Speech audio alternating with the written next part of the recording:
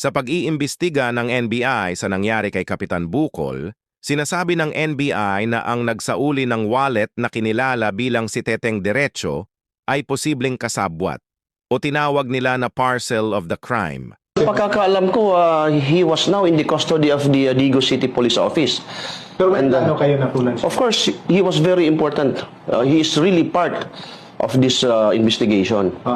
Kasi hindi ka ako mag-conclude pero my opinion is that he is part and parcel of this criminal design. Kasama siya. Bakit sir? Sabi ko nga, when we conducted the reenactment, yung shooter is, the vehicle is slowly moving. And while while the vehicle is moving, the shooter has really the chance to shoot. Wherein, kung wala lang yung matanda, yung parang distraction doon, makikita at makikita ni Kapitan Bukol. Okay. Kasi very clear dito sa left side niya, may clear shot talaga. So, sa akin, in my own personal opinion, kung wala lang yung matanda doon, walang distraction, Kapitan Bukol could have seen that vehicle. And most likely, he can escape from that bullet that causes death. Okay. Oo. Mailagan pa siguro niya. Kasi kung, siyempre itong lalaki, yung matanda, naging distraction. Kasi Nag-uusap sila. So, yung attention ni Kapitan doon sa matanda, unknowingly, bumabaktas yung vehicle, yung inuba, dahan-dahan. Pero itinanggi ito ng matanda na kinilalang si Teteng Derecho.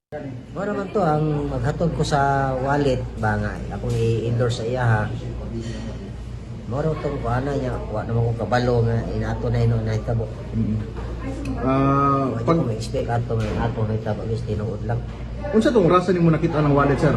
Mga alas 5 or alas 5 pasado padulong kami magkuha og parcel. Nya, ang nakakita ato ako Mrs. John kay nag-drive ako sa motor, ako lamig motor. Nya ana siya nga bali na lampasan na namo ang wallet ana siya balik-balik kay pitaka. Nakasama ni siya na dito balik. Tuyok na po ko, baking na po ko. Asa na pin siya daran si daran ako to pag kuan ako sa dara tanan ako wallet man jud. Na kulay pink. Unsa sulod ato sir? Kwarta. Pila pod? Ang nakita lang nila sa ako ang hinablos ug sa akong partner 2.5 di ay katong isulat ko si ma'am diri itong police mga 3 daw kapin 3,000 daw kapin Nauli na tong bitaka sir? ambot kay nauli na ba kay dito lang mo to gibiyan sa lamisa mag-uban sa kong lola mauma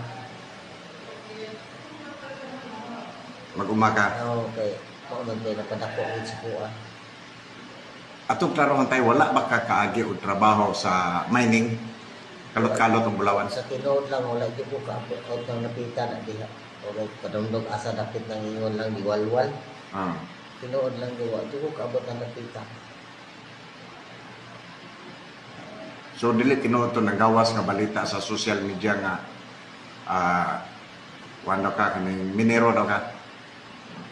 Ito kasuwayan ang mga trabahoan sa tinuod lang yun. Kaduha, kanang napita na, wadyo ko katunog ng napita. Sa tinuod lang yun. Wa po ka, nakaila ka ni Tata Sala. Wala po ko kaila lang ko sa iya, kanang sa litrato lang, ana. Pero ingon sa personal gani, wala dyan ko kita, ana. Tinuod yun. Wala po kakita siya personal. So, dili tinuod tong balita sa social media nga minero ka, nga tauhan ka ni Tata Sala. Wala ko sir, wala. Pero karon tayo, sa trabaho din mo. Siyap din ko. Siyap naman akong trabaho. Nailado ko rin linos tungkol sa akong trabaho sa siyap. Pero may mga lumalabas sa social media sa isang mining sa Diwalwal na pagmamay-ari ni Mayor Tata Sala na kamukha di umano ni Derecho ngunit wala itong patunay na siya nga ito. Sa araw ng libing ni Kapitan Bukol, ibinalandra ang kabaong ni Kapitan Bukol sa harap mismo ng City Hall sa Digos na tila galit na galit ang pamilya sa gobyerno ng Digos City.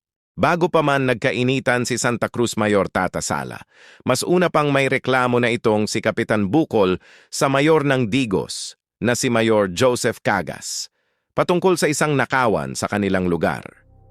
Mayor Joseph Cagas, unsa jud ay tinuod atong nahitabo atong October 15 nagitulis nga taga Barangay 3 de Mayo nga duha ka adlaw Nagbalik-balik ang ginikanan dito sa police station, walay action taken. Nagiduaw na ko sa ospital na nagpagawas na ko video niya na. After niya na, niya nag-live na ko sa Facebook. Ni-action ka pagka sunod bulan na. October 15 na itabo.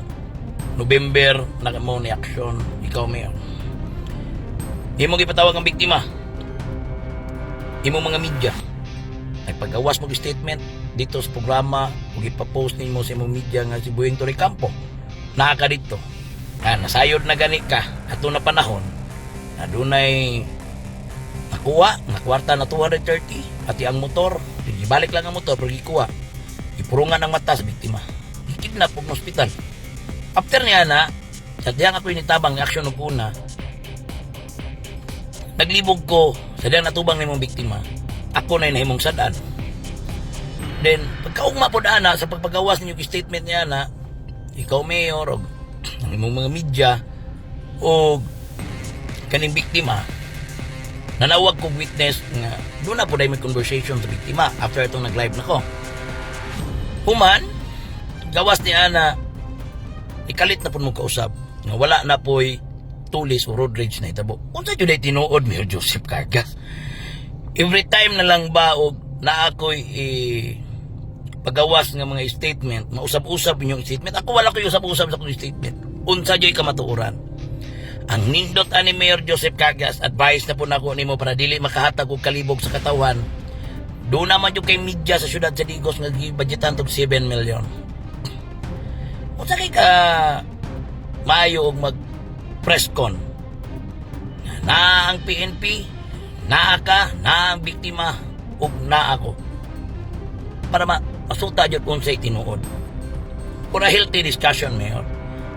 Para matagaan og kalinawan eh. Mayor man ka. Ang atong isgutan, kana lang. Kaya para, wala na, ay nagagol. Kana lang atong isgutan. Di na kaangay mag-goal. O di na kumungot na naglain. Kana lang. Human, para po malinawan ng katawan, unsa dyan tinuod. Pulis, senaryo, unsa ba? Kaya kuyawa ko na senaryo nga na ospital mo yun ang biktima. Basig karon lang ni na senaryo kay nagpagawas ko witness ug na mga witness. Unsa jud tinuod na itabo.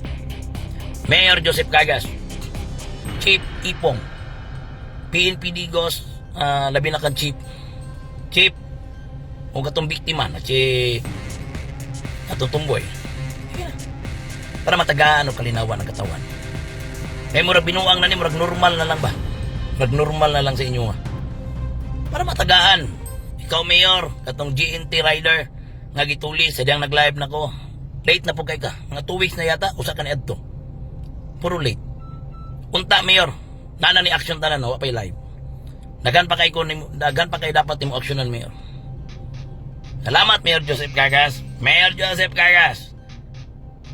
Pag-press conference now, press release. Mas mayo na ako para ma-enlighten ang tanan. Kung asa ang venue, Mayor, sa mga bang opisina, o asa pa, punta, tagaan lang po ko ni mo saktong oras nga dili lang imo tanan. Salamat, Mayor Joseph Cargas. I love you. Kasunod nito, mayroon pang ibang mga reklamo na inilabas ni Kapitan Bukol na para sa mga kagas. Mga kaigsunan, kung dili guilty, si Mayor, dili guilty, wa siya gitaguan. Angay sigurong to bago niya ang ako ang mga pangutana. Kay public concern mo ni. Kadugay panahon. Huwag nakadero pangutana ang nag-isgot niya ni. Di ka guilty. Nganong nikalit kang kadato?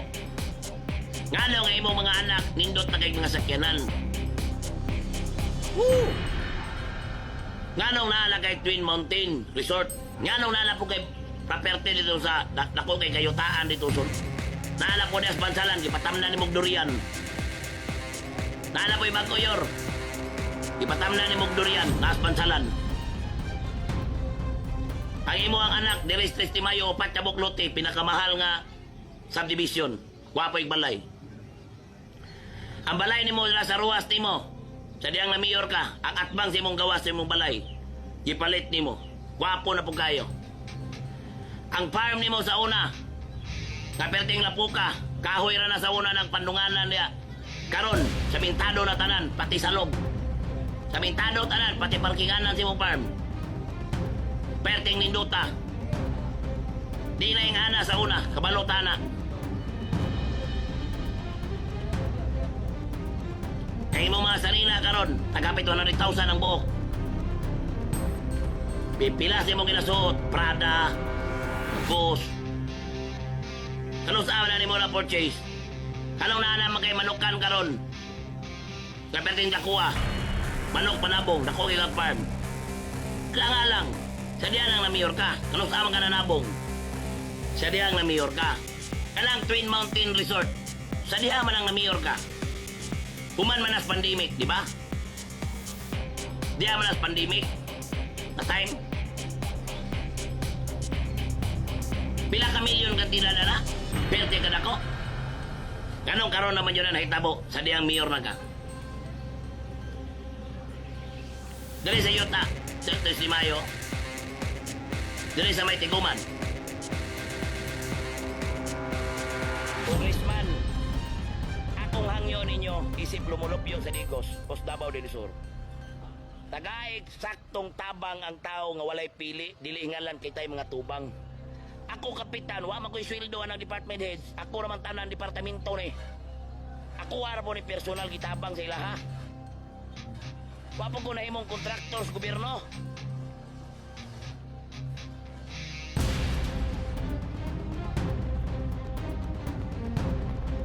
Magyaw-yaw mo oy.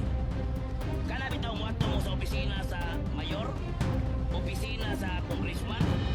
Anong kanira man? Nga bilyon-bilyon man atong kwarta diri. Nganong andang per party list sa una? Nga wala pa nasuko ng administrasyon na nipirma, ko sila nipirma atong ipisitinday. Pagkatabang malagi og tag 100,000 ang hospital bill. 200,000 nga tibo Pilipinas para sa kamay ra budget sa dampir. Ikumpara sa Davao del Sur nga bilyon-bilyon. Davao del Sur ang serbisyon.